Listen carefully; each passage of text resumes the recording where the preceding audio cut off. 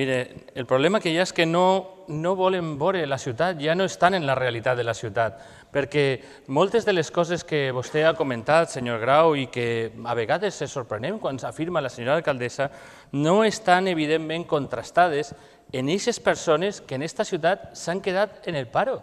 Però és que, a més, el paro de llarga durada cada volta arriba més gent i la desesperació de les famílies valencianes cada vegada és major, perquè no volen veure tampoc a aquestes famílies per a les que nosaltres hem demanat ajuda, que són famílies que ens han vingut a nosaltres a dir-nos que se'ns acaba el menjador escolar i no tenim per a donar als nostres xiquets de menjar. Aquestes coses passen en aquesta ciutat i, per tant, jo el que li dic realment és que estan encara vivint en una època de València que, desgraciadament, ja no existeix.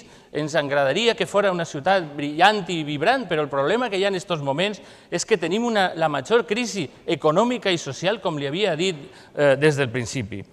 Després d'això, després de tota la propaganda que ens expliquen vostès en els seus plans d'ocupació, la realitat, insisteix, és que quan començaren aquest mandat havia 10.000 parats menys que els que tindrem al final d'aquest any. I, evidentment, això és el resultat d'aquestes polítiques. Molta propaganda i pocs fets. Vull recordar-li, per exemple, fets escandalosos que han passat així. Se feren totes les fotos del món en el pla conjunt amb la Generalitat i la Diputació. Anunciaren i aparegué a tota plana més de 1.300 llocs de treball. I quan nosaltres reclamàrem en la Comissió d'Ocupació quants s'havien creat efectivament, s'havien creat només que 6. Això és el que jo li dic propaganda. No han canviat les prioritats de l'Ajuntament i per molta propaganda que facin sobre aquestes coses no poden solucionar el problema real, perquè això suposa un canvi de prioritats, un canvi pressupostari, un canvi polític molt profund que han sigut incapaços de donar a aquesta ciutat en aquests moments absolutament crítics. I mire, li dic, el problema no solament és que cada vegada hi ha més aturats, i no mentís, les xifres simplement, mire-les, són les de l'EPA, les que estan reconegudes com a valoració del paro en tota Europa, són les que jo cite.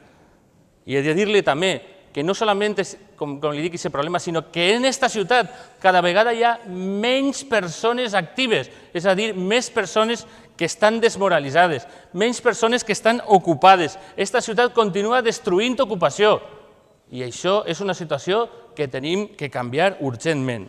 I vostè me diu, i desprecia vostè les inversions com si foren una cosa d'esquerres, una cosa d'intervenció pública antiga i tal. No, mire vostè, sap quin és el problema que hi ha?